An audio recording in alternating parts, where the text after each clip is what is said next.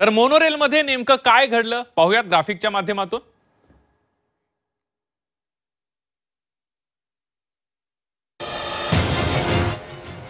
संत गाडगे महाराज स्टेशनवरून मोनोरेल संध्याकाळी 5:30 वाजता चेंबूरकडे निघाली।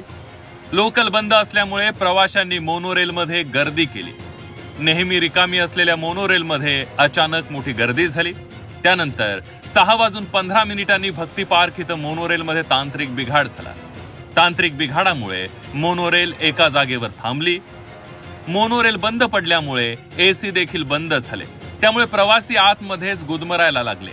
मोनोरेल बंद पडल्यानंतर जवळपास 1 तासानंतर बचाव कार्य सुरू करण्यात आलं। शिडीच्या सहाय्याने प्रवाशांना बाहेर काढण्याचं काम सुरू करण्यात आलं।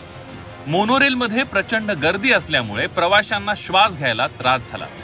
मोनोरेलमध्ये एका प्रवाशाला भोवळ आली होती। मोनोरेलमध्ये गुदमरून हतबल झालेल्या प्रवाशांनी मोकळा श्वास घेण्यासाठी काच फोडली।